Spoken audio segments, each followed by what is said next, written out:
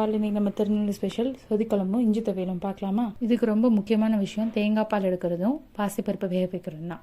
இதுக்கு குக்கரில் ஒரு 150 பாசிப்பருப்பு நல்லா குழைய வேக வச்சு எடுத்து வச்சுக்கலாம்.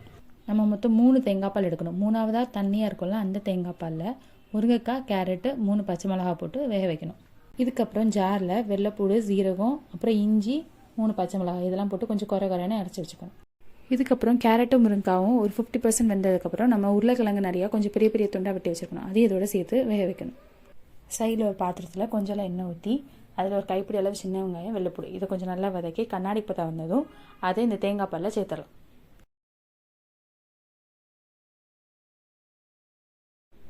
இதுக்கப்புறம் நம்ம ஜாரில் அரைச்சி வச்சுருக்கோம்ல அந்த பச்சை மிளகாய் விழுது அதையும் இதோட சேர்த்துடலாம். இப்போது அந்த காயெல்லாம் நல்லா வெந்ததுக்கப்புறம் நம்ம பாசிப்பருப்பு வேக வச்சுருக்கோம்ல அதை இதோட சேர்த்துடலாம். இப்போது இந்த குழம்புக்கு தேவையான அளவு உப்பு சேர்த்துக்கலாம்.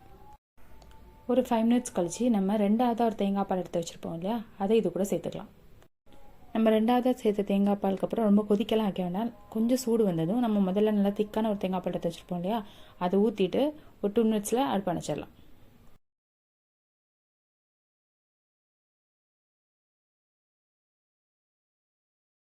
லாஸ்ட்டாக ஒரு ஃபுல் லெமனோட ஜூஸ் சேர்த்து மிக்ஸ் பண்ணிடலாம். அதுக்கப்புறம் நம்ம எப்பவும் தாளிக்கிற மாதிரி கொஞ்சம் தேங்காய் எண்ணெய் ஊற்றி கடுகு, கருப்பில் போட்டு தாளித்து இதில் ஊற்றிடலாம்.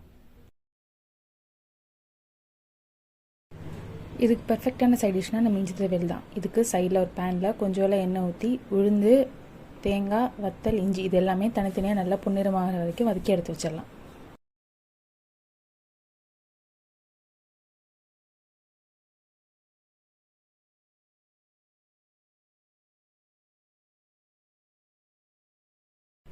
இது ஆறுனதுக்கப்புறம் நம்ம மிக்ஸி ஜாரில் போட்டு கொஞ்சம் ஃபைன் பேஸ்ட்டாக அரைச்சி எடுத்துக்கலாம்.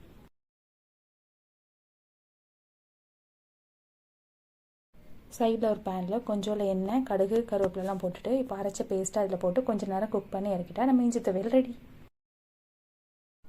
ஒரு சண்டே ஆஃப்டர்நூன் இது ஒரு தட்டு ஃபுல்லாக சாதம் வச்சு நல்லா சொதிக்குழம்பு ரசம் மாதிரி நிறைய ஊற்றி சைடு இஞ்சி துவையலும் உருளைக்கிழங்கு சிப்ஸும் வச்சு சாப்பிட்டா ஆஹா! கண்டிப்பாக ட்ரை பண்ணி பாருங்கள்.